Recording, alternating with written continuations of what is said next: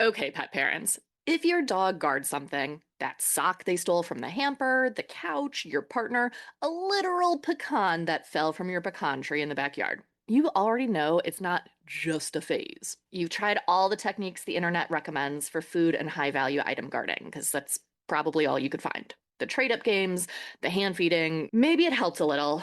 Or maybe your dog just found a new thing to guard. Or just swallows the sock because it's way easier to guard stuff when it's in your stomach. You already know that we work with pet parents on this stuff every day through our private consulting services.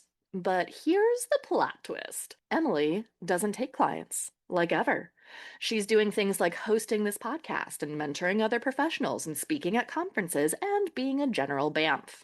But for 6 weeks, starting August 26th, she's opening a very limited number of working spots in a live group course built for resource guarding that goes beyond the food bowl. Things like space, people, things, and situations that I couldn't even make up if I tried. Looking at you, dog who guarded a knife stolen from the kitchen sink. We're talking dogs who used to guard their humans from each other, now sleeping in the family bed. Dogs who turned their own backyard into a pecan minefield, now letting their people just walk around like normal. We're talking about that kind of transformation with this course. Working spots come with a personalized plan built with Emily for your dog's actual case. And there are not many of those spots. So go to petharmonytraining.com/RG for resource guarding before they're gone. Oh, and we do have auditor spots if you want to be a fly on this particular wall. Head to petharmonytraining.com/RG to join either spot. See you there. So we can understand how our dog's brain works. And oh, if their prefrontal cortex is offline, right? That is their thinking, learning, emotional regulation, problem solving part. If that's offline, that's not going to be a good time to train them or try to take them on a walk right now, right? So we can understand we have to adjust expectations based on our dog's stress level. We can do the same thing for ourselves.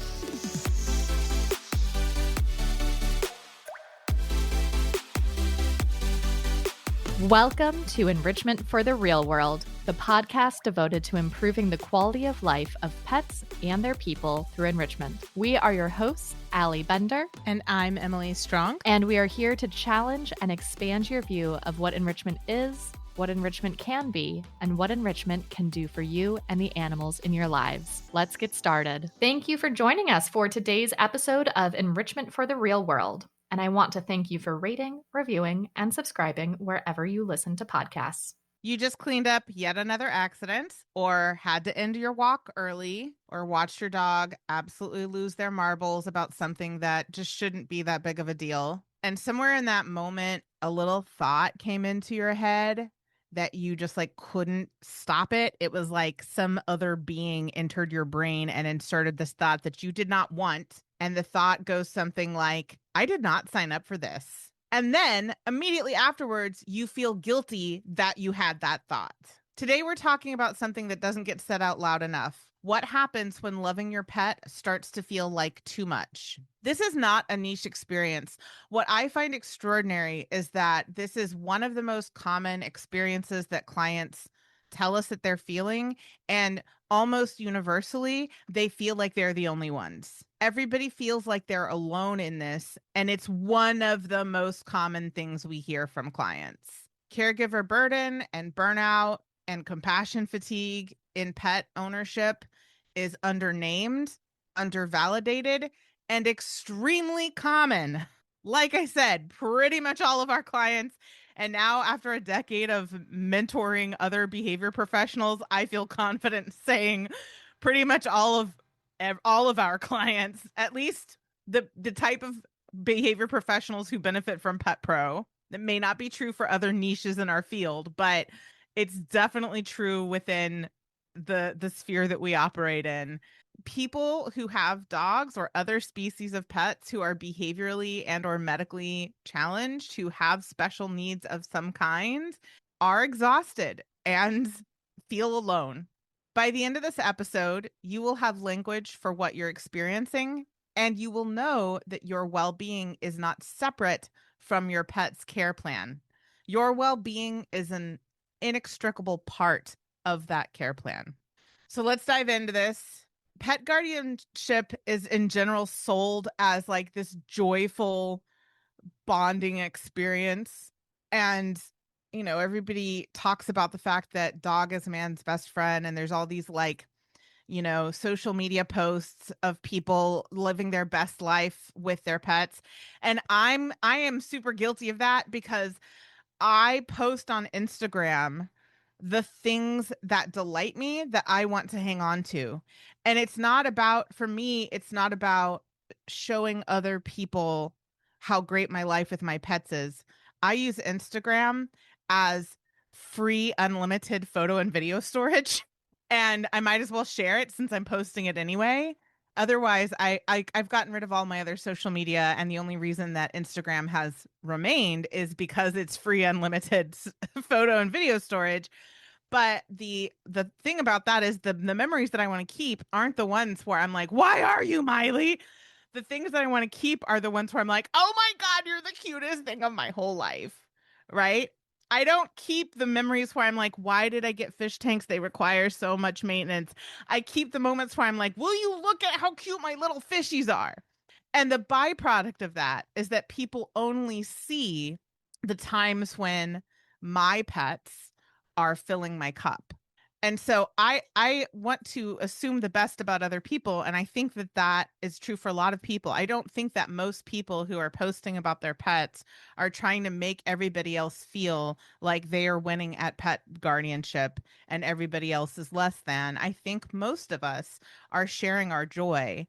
And the accidental byproduct of that is that everybody sees only our joy moments and they're like, oh, I must be alone in really struggle bussing with my pet. I must be the only one who feels this way about my dog, cat, parrot, horse, pig, goat, whatever.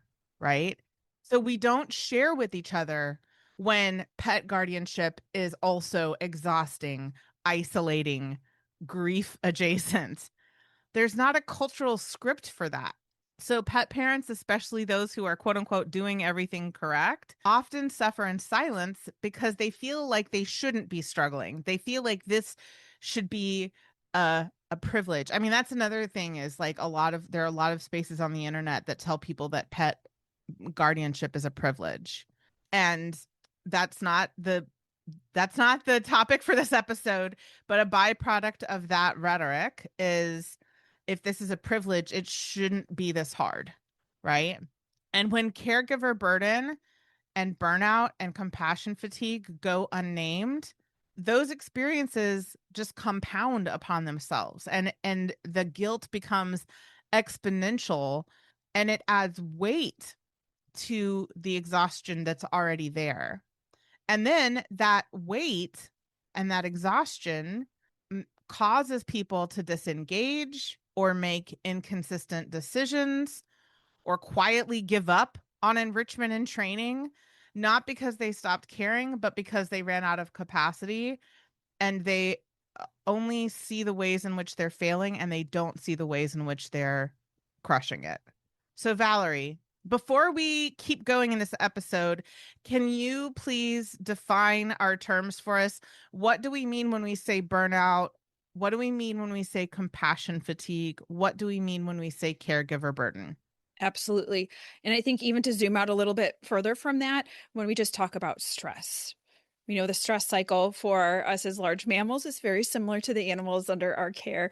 And I think so many times when we say, oh, I'm so stressed, or right, like stress gets this bad rap where stress is always bad, but there's actually eustress. So there's the good stress, like me being a little nervous to be here today, but that helped me prepare and make me feel ready, right? So that little bit of a discomfort of stress, that's eustress. That's what kind of helps with growth and pushing us forward. And then there's, yes, the distress. That is the tough things, the things that are weighing us down, that are exhausting us. So when there's too much distress, that is what is leading us to the burnout, the compassion fatigue, the burden. And noticing that burnout can happen in any capacity. It can happen in someone's lifestyle. It can also happen in any workplace. It's not just caregiving. And that's really just that level of exhaustion of just, there's too much on your plate. You're just doing too much and you can't, it's not sustainable. When we think about compassion fatigue, that's where I think of the cost of caring.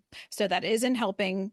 That is, whether you're caregiving for your pet, another human, a child, or elderly, a parent or something like that, or if you're in a helping profession, which I think, are dog professionals, people that are in, veterinary medicine, human medicine, all of those spaces can experience compassion fatigue. You can actually have both of those at the same time, right? And then when we talk about our pet guardians, you can experience those as well. And a lot of the research names it as caregiver burden, but I look at it all kind of in the same ecosystem, I guess, right? Because what are we talking about? We're talking about the experience of the pet owner and the emotional exhaustion, the, physical parts of this work, the time that it takes, the financial responsibility, the sacrifices that you have to make, both for your own daily life, your social needs, all of those things, I think kind of play into this. So to me, it's just distress kind of coming at us from all those different places as a pet guardian. Yeah. And I will say that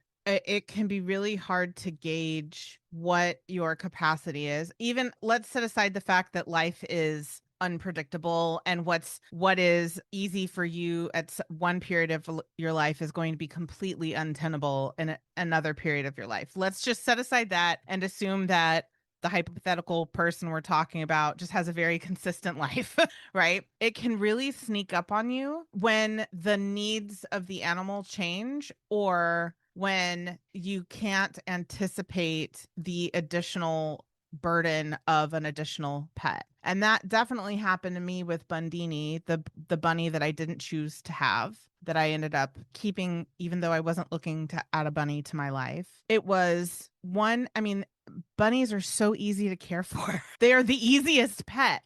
And yet just adding that additional species into my house that needed different types of care and different types of food and lived in a different space in my house, it brought me to tears more than once because I just felt exhausted about having to manage the expense, the emotional bandwidth, the time, the everything. And as a behavior professional who has spent a lifetime working with multiple species and at some points in my life have had dozens of animals in my house and also taken care of them all with ease, I felt shame about the fact that this, adding this easy creature to my home made it so much harder for me. And I lucked out. The stars aligned. My little sister, her guinea pig passed away and she was heartbroken about it. And so her mom and I talked about my caregiver burden with Bundini and how I really wasn't in a good place to be taking care of this little guy. And she had rabbits in the past before she had her guinea pig and loved rabbits. And I trust her ability to read body language and respond appropriately.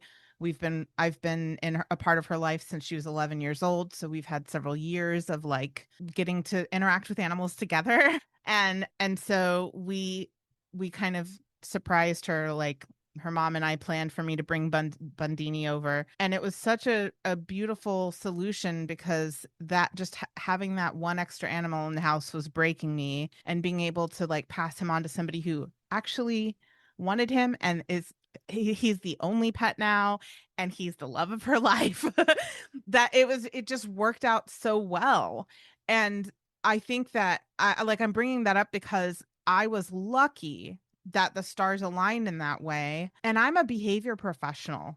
And that's what it took, luck, for me to get out of this, get unstuck from the situation. Right. And so I think we need to be very careful about the rhetoric that we use when we're talking about pet guardianship with each other and on the internet, and be very careful is also apparently a word that I just made up. It's fine. I know how to speak.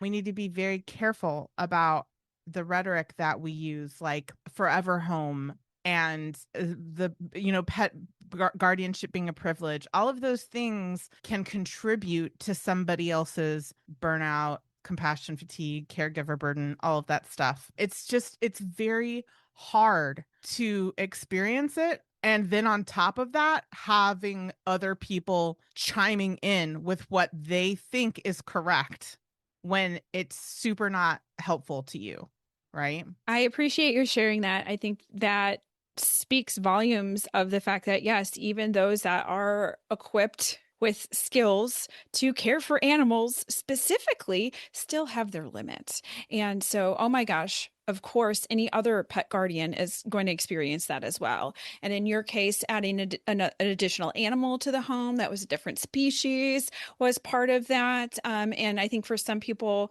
it's adding an animal that is all by itself, but its needs could, quantify those of, an entire household of animals, right? Where just in one single being, their physical, their emotional needs are just astronomical. And it is very lucky to be able to rehome an animal, especially when that is a safe choice. But I have many conversations where that might not be the outcome. So I think it's always good to have that hope that there is that option out there, that yes, genuinely, like, I am just overwhelmed, this is not a good love match for me and this animal in this time frame. And then also, having that bit of realistic input from a professional to say, like, is rehoming an option for this animal, right? Is it more of a me thing, a them thing? It's the environment that I'm living in right now that is not conducive for this animal's needs and things like that too. So I think those are also really great parts of that conversation, because I think people get really pressured into, I made this commitment, I have to keep this animal for the rest of its life, regardless of how miserable both of us are that entire time. I think the quality of life of the human caretaker and the animal need to be taken into consideration, because yes, we all love animals, but when we have this kind of bleeding heart situation, like, I just had a support session with someone earlier today that hasn't gotten on vacation in like 3 years. The dog has extreme reactivity and aggression and separation anxiety. So they can't leave their house for more than 2 hours and no one can come over. And this was her retirement dog of, I retired, I have all this time. This human has had, I'm sure you hear it all the time too. This human has had 11 dogs, rescued, different ages, breeds, all of the things.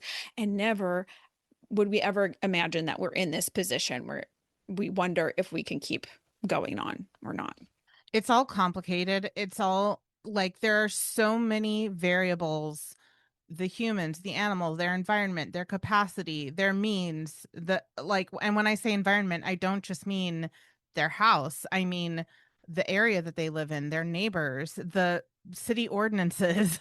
I mean, there are so many moving parts that giving some kind of off the cuff platitude or advice, or even worse, that rhetoric of like, you committed to this, you are their forever home, is not only not helpful, a lot of times it can be incredibly harmful.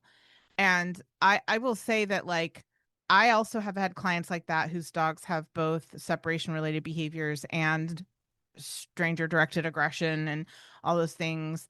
And I've had some really heartbreaking cases where the dog's behavior was made worse by trainers who had no business working with, I think, I'm just going to say, had no business being in the field until they get a lot more education. And so then, like, on top of it already being beyond their capacity, now it has been made even worse because they were pressured into keeping the dog and they tried to do the right thing and it backfired. Right? So, like, you don't know what somebody else is going through and what their experience with that animal is. And I'll give another kind of salty story. Like, when I ran Austin Parrot Society with my friends Jamie and Tracy, I took in a ton of birds. I had 12 cages. I had 6 cages set aside for my own birds, and then I had 6 cages set aside for foster birds. And I had one bird that I had decided to keep for lots of reasons. It's complicated. We don't need those details for me to tell the story. I decided to keep him, and then I started realizing over time that he really just wanted to be a solo bird.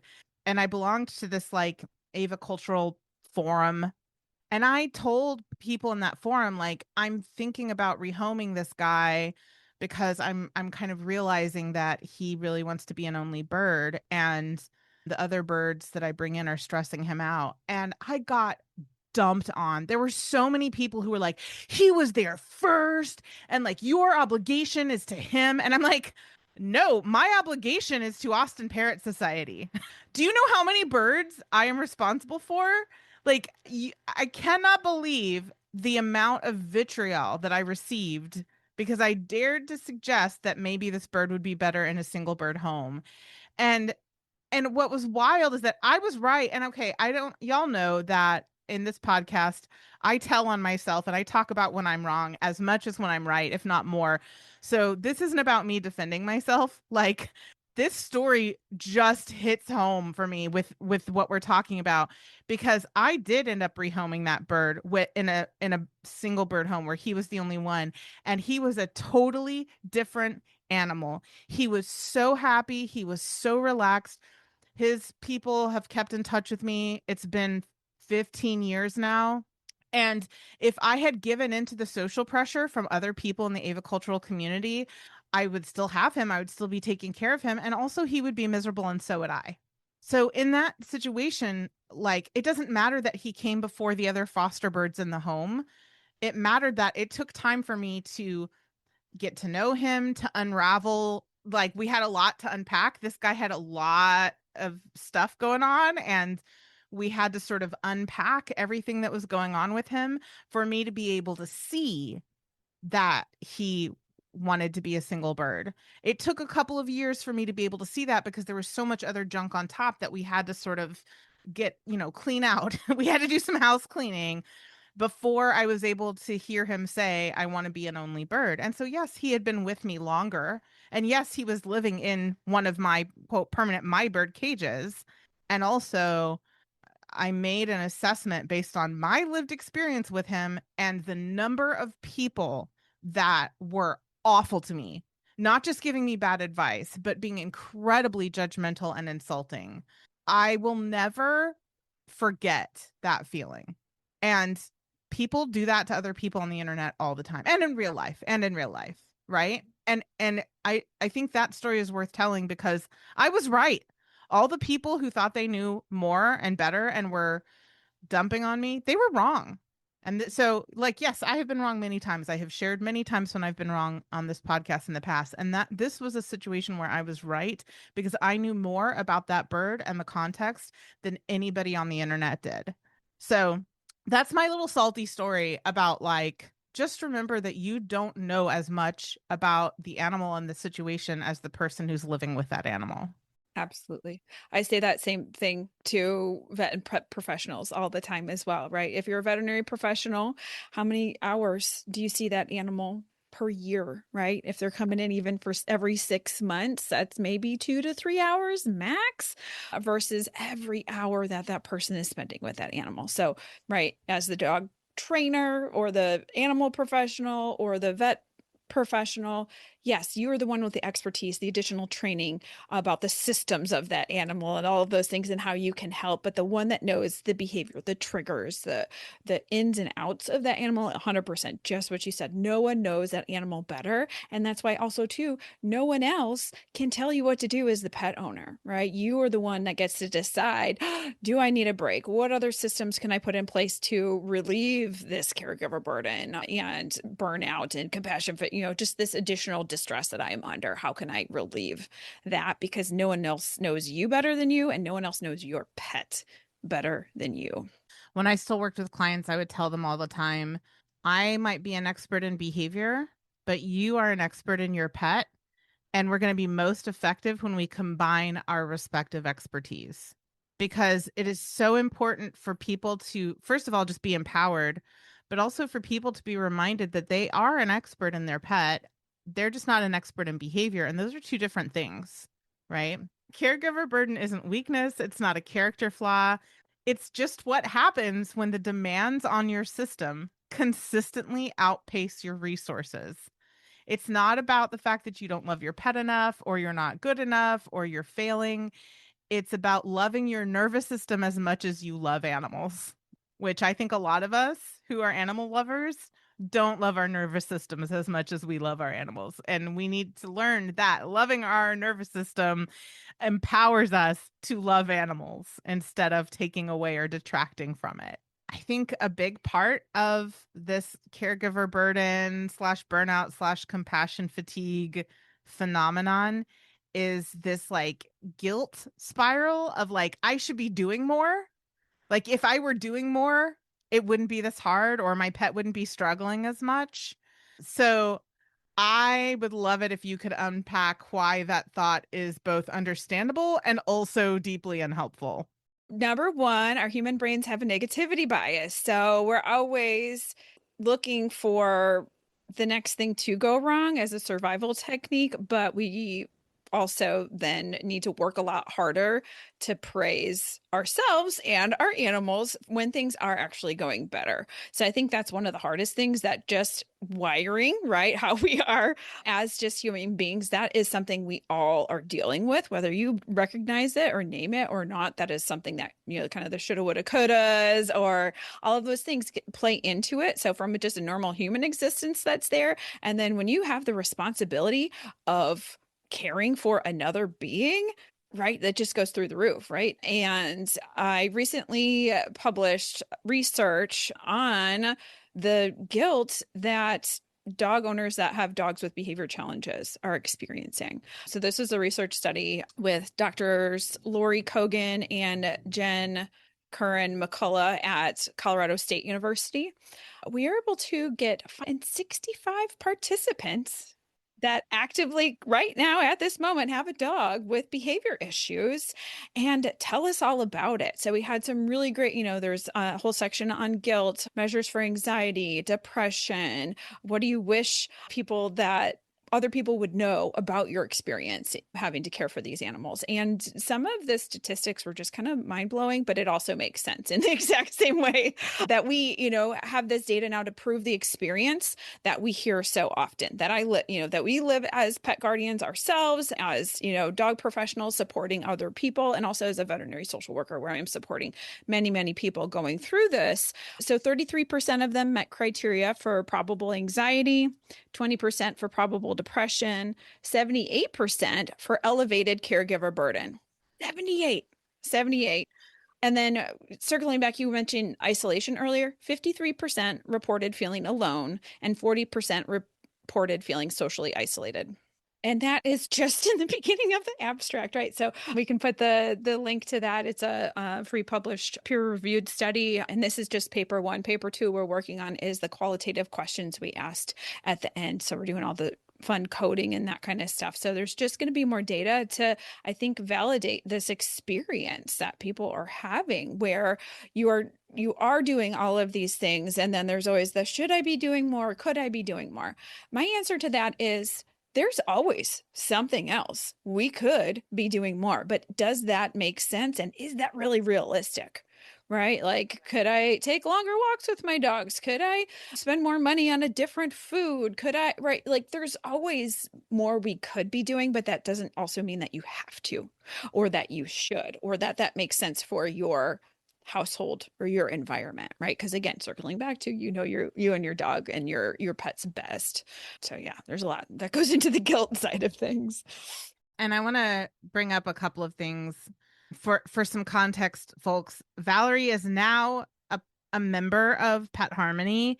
When I interviewed her a while back, she wasn't yet. She's not on our website, so she's kind of like the fifth Beatle, but it's because she doesn't see clients through Pet Harmony, but she does work with us in Pet Pro, our mentorship program. And what I thought, I'm going to tell a story about you, and then I'm going to tie it back to something you said. Valerie posted in the Pet Pro forums, like, I did it. I published this paper and I'm so excited. And I was like, that's amazing. How are you going to celebrate? And Valerie responded, more research. Like, we've got a part two. And here's why I'm telling that story.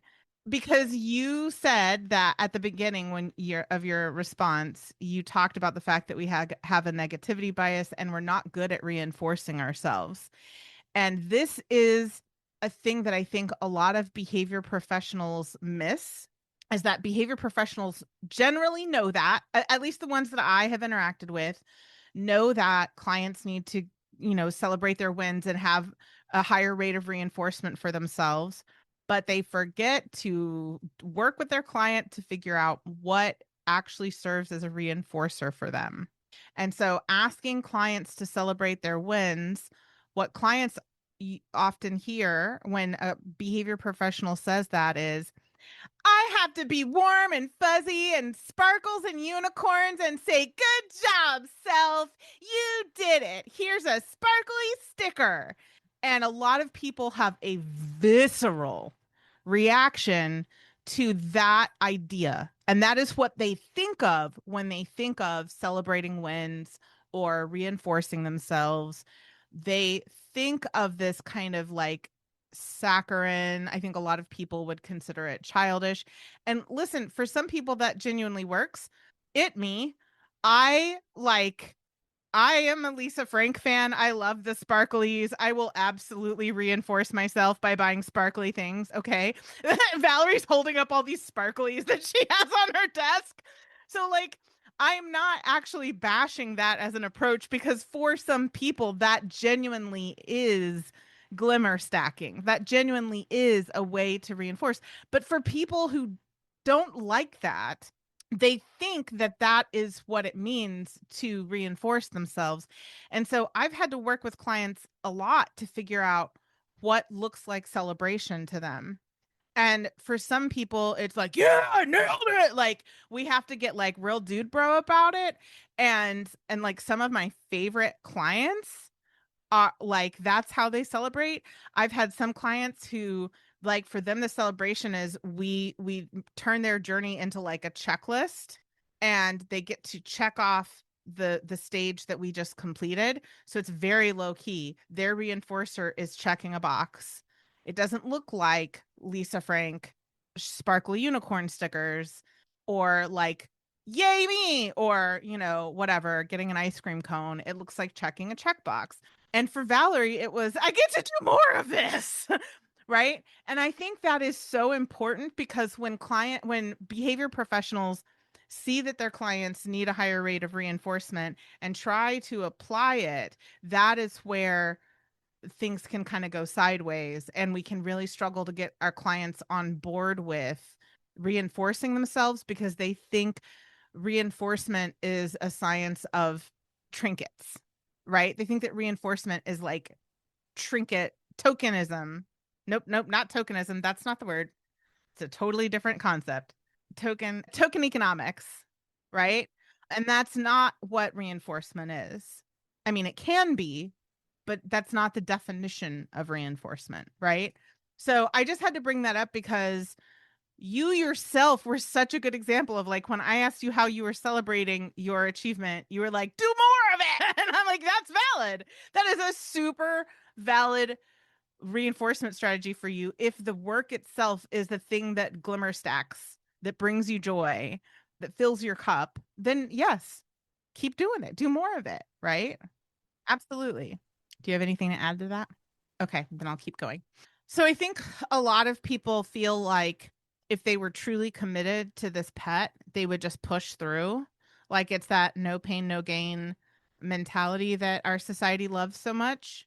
And paradoxically, that pushing through the pain is often what deepens burnout, not resolving it. And I think there's a kernel of truth in that our goal for building resilience is that we can persist through incredible adversity.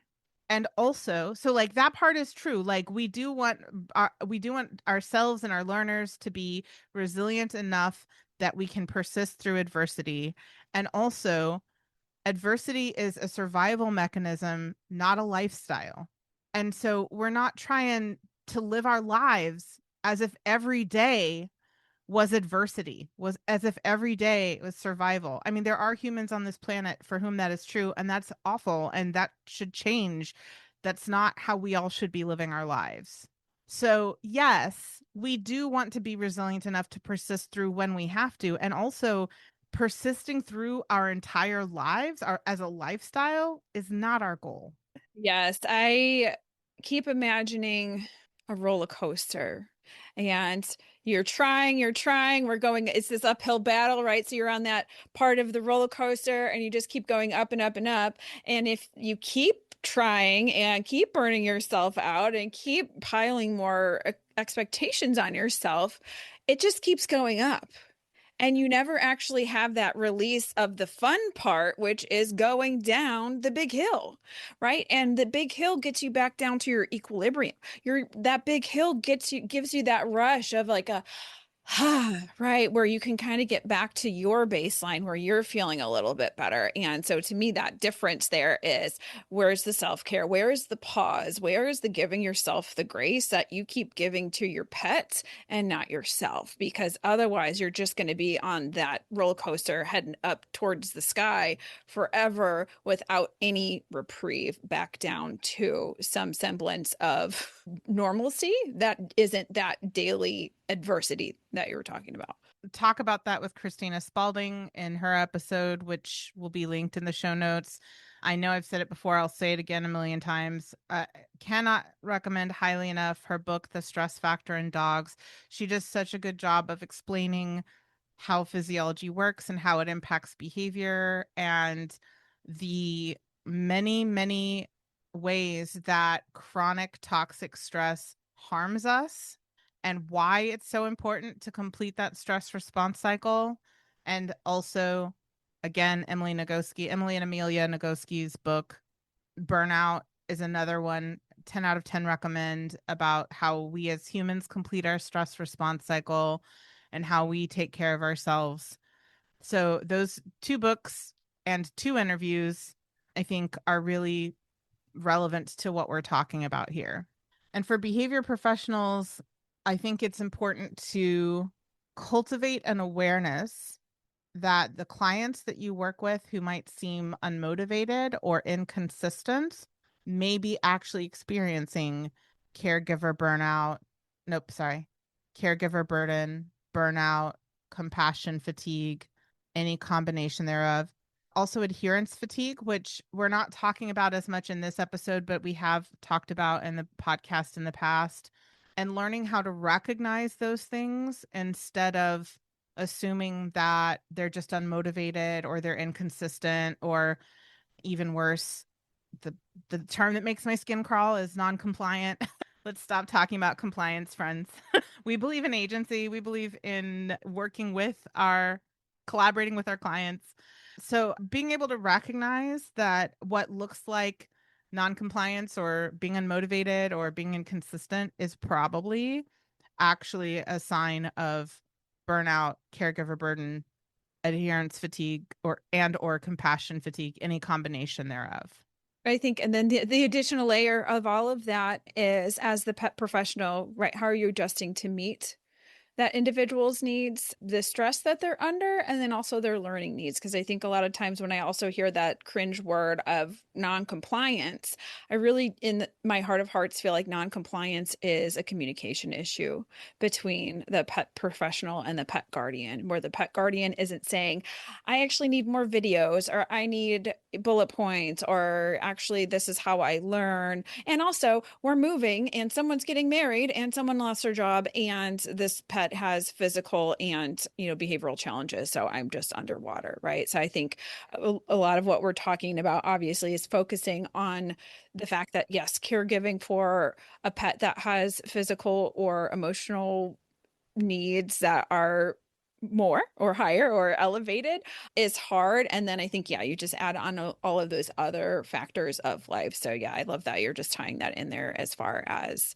hey, as the pet professional, have that awareness of these things and see how you can support them, because it is a collaboration. It's not, I'm telling you this and you must do it. It's how are we making a plan that works for you, for your family, for your environment, for your pet, all of those things.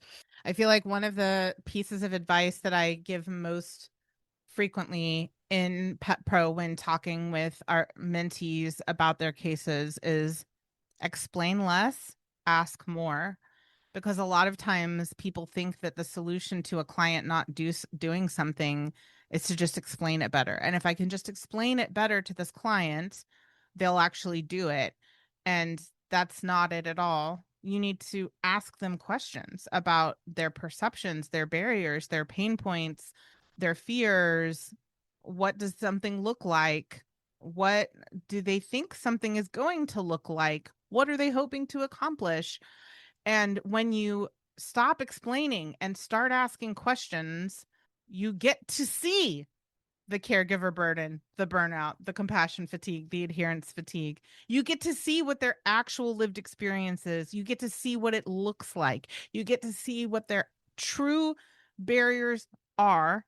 And you don't get to see that if you're too busy explaining. You only get to see that if you ask them questions.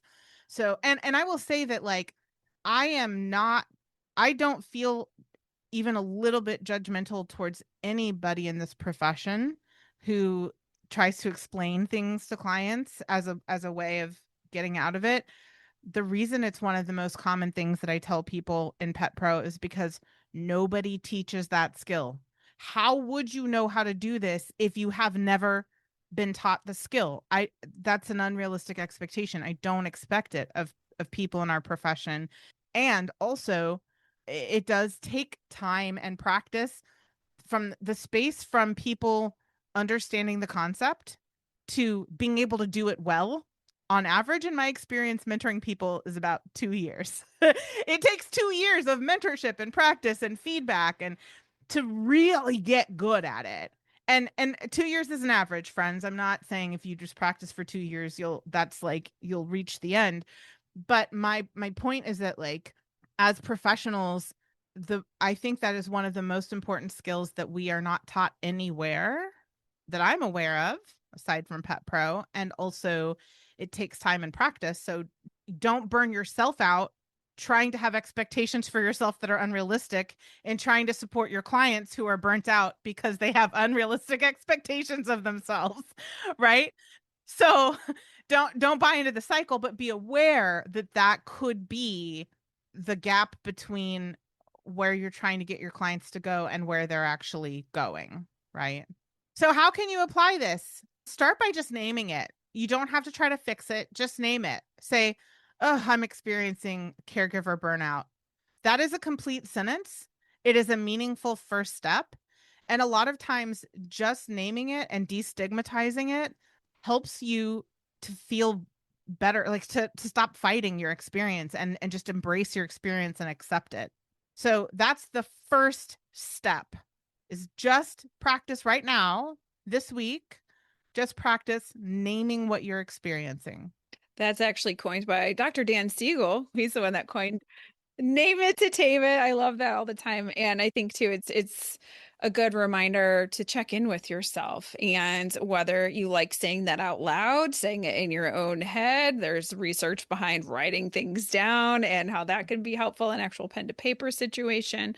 But yeah, really that name it to tame it, I think, is such a huge component of getting curious about why you're feeling this way, because that's how you're going to start your healing journey.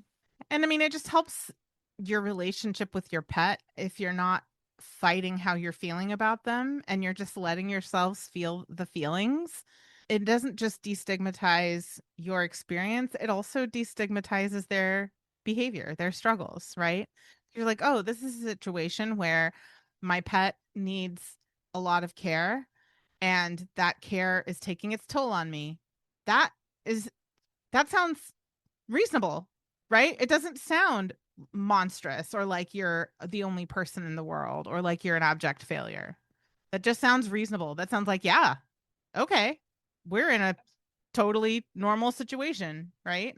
Yep. And if you like data and want to take an actual survey that can, in a questionnaire that helps you understand, are you experiencing caregiver burden or not? There's resources for that. There's the ZBI that I know I've talked about. Dr. Valentine talked about it on one of her recent podcast episodes as well about caregiver burden. And then there's also the newer CCBAT, which is specifically for dog So canine caregiver burden assessment tool, and they're coming out with a feline one, but anyone can take the ZBI.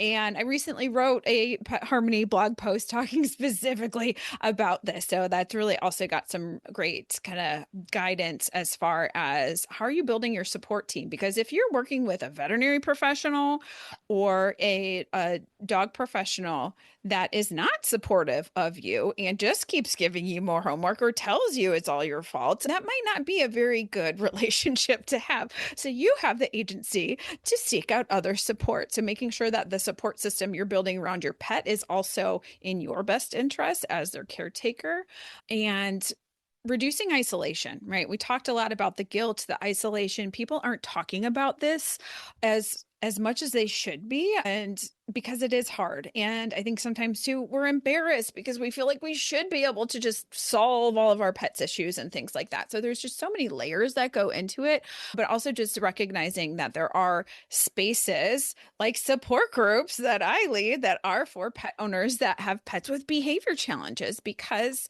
I currently so it's a free 90-minute once a month support group for pet owners with pets with behavior challenges. There's over 630 people registered for that group. Thankfully, they all don't come every single meeting. That'd be too much, right? Thank goodness. But what I will say is I probably have anywhere from 8 to 16 people every single month. There's some returners, there's some new faces, but people don't unsubscribe because every month they say, okay, here's what this month's offerings are. If they didn't find it supportive, they would unsubscribe, right? We know that. So the fact that they know that they have this in their back pocket, that there is a place that they can go and feel heard and seen, I think can be really impactful. So I think seeking out those options for yourself, if you're listening to this, you're like, oh, I didn't realize how stressed out I really am because of my pet's needs. I think that's also a really great place to start, is building the support around your pet, making sure that's good, and supporting yourself with whatever community makes sense for you. Because as you were talking about, Emily, too, sometimes there's people in our real life that don't get it. And they pass judgment and they try to give this worked with this dog that I had, right? And they're giving this unsolicited advice that's not always helpful. And sometimes it can be really nice to be with other people that understand your situation without even having to over explain it, because they get it. And that can be really nice as well. Thank you for giving a shout out to your own support group, because we send people to it all the time. So what are some small shifts that you can make after you've named it and tamed it? First, lower the bar without abandoning the goal. So in the behavior world, we call this splitting approximations, where it's not that you are lowering your standards or giving up on your goal. You're just breaking the journey towards that goal into smaller, more realistic pieces. So it's easier for you to get to that next step without giving up entirely on your goal. That said, sometimes, I would say often, as we work with clients and they learn more and their relationship with their animal improves, they themselves decide that they have a different goal than when we started out. And we absolutely support them in shifting goals to something that ends up being more realistic and more supportive. But you don't have to do that. We've also had clients who have been able to reach their original goal by just breaking it up into smaller, more realistic pieces. So break it up into smaller, more realistic pieces. And in the course of your journey, you may also end up changing your goal. And that's also great. Good either way. Next, identify one place that the guilt spiral shows up and practice noticing it without acting on it. So what that looks like is, when I was, one of the times that I was in tears about Bundini, I was like, oh, you know what? I am doing the thing that I talk to clients about all the time. I'm putting way too much pressure on myself, and I'm guilt tripping myself because I'm a behavior professional. And because in the past, my capacity has been much greater than it is now. And so I am guilting myself into feeling like I shouldn't feel like this is hard. The voice in my head was saying, in your 20s and 30s, You took care of dozens of animals at any given time and it was easy for you. So why can't you have a fifth pet in your house right now, you lazy monster? Right? And then I was like, wait a minute. No, no, no, no, no. That's not real. I know that it's not real. That I am feeling guilt because a fifth pet in my house is beyond my current capacity. Next, ask, what does my dog or other species, whatever pet you're working with, what do they actually need from me today, given what I actually have today? What is within my power and my current resources to do to meet my pet's needs?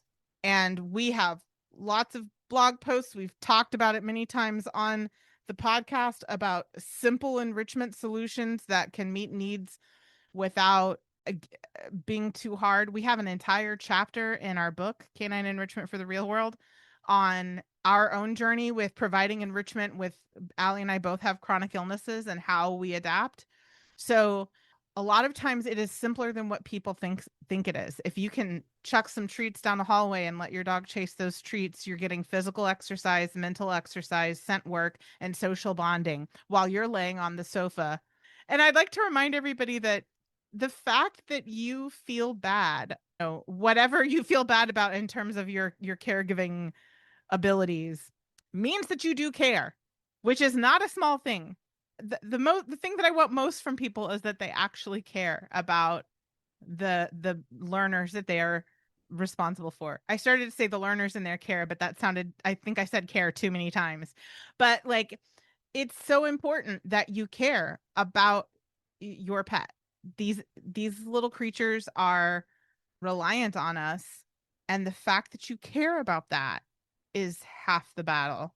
So the fact that you're here and listening and trying to understand, that matters. That's a huge win. That's a good thing. You are not failing your pet if you care enough to grapple with this. Okay. And for professionals, same. If you care about the fact that your clients are struggling and you're struggling to help them and support them, again, you care. Oh my gosh, I wish more behavior professionals cared as much as you care. You're already crushing it by caring. Remember that this is a framework that you can bring to your clients. When you can help your clients to normalize their experiences with caregiver burden, burnout, compassion fatigue, and adherence fatigue, that is the best thing that you can do for your client. And everything else is gravy. Yes. And I think in the same way you were suggesting for our pet professionals to ask more and explain less, or don't keep trying to explain if that might not be the actual issue in these situations. I think another kind of level that we can talk about in meeting their needs is also drawing those parallels between, we're looking at the body language of our dog and where are their stress levels and all of these things, right? So we can understand how our dog's brain works. And, if their prefrontal cortex is offline, right? That is their thinking, learning, emotional regulation, problem solving part. If that's offline, that's not going to be a good time to train them or try to take them on a walk right now, right? So we can understand we have to adjust expectations based on our dog's stress level.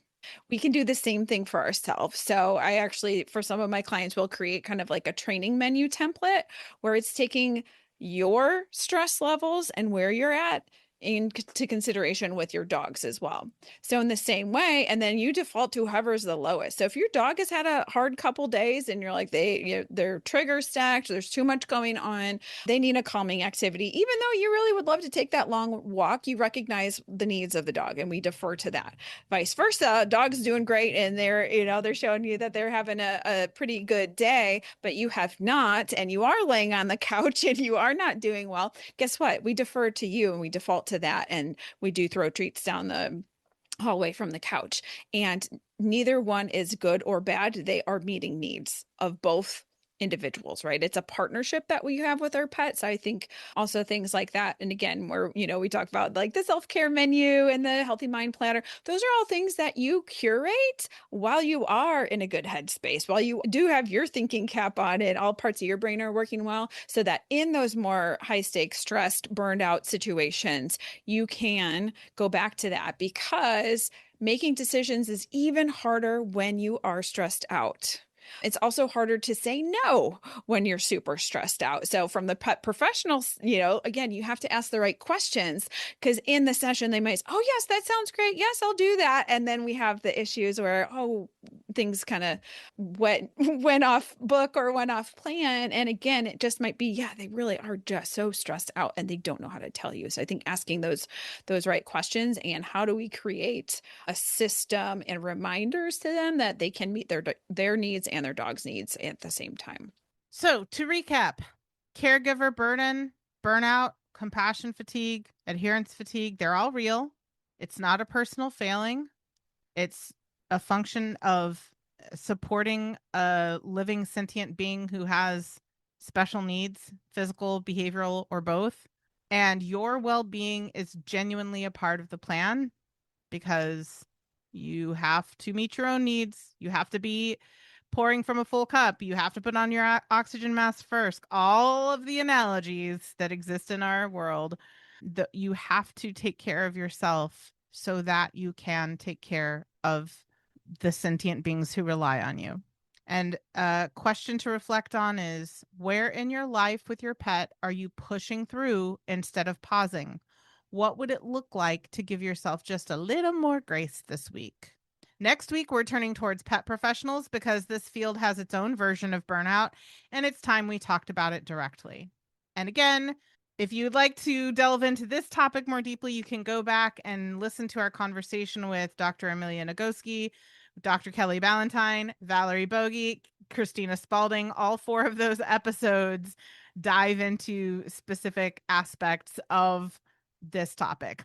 And those episodes will give you language for a lot of what we talked about today. I hope you enjoyed today's episode, and if there's someone in your life who also needs to hear this, be sure to text it to them right now. If you're a pet parent looking for more tips on enrichment, behavior modification, and finding harmony with your pet, you can find us on Facebook and Instagram at Pet Harmony Training. If you're a behavior training professional dedicated to enrichment for yourself, your clients, and their pets, check us out on TikTok and Instagram at Pet Harmony Pro.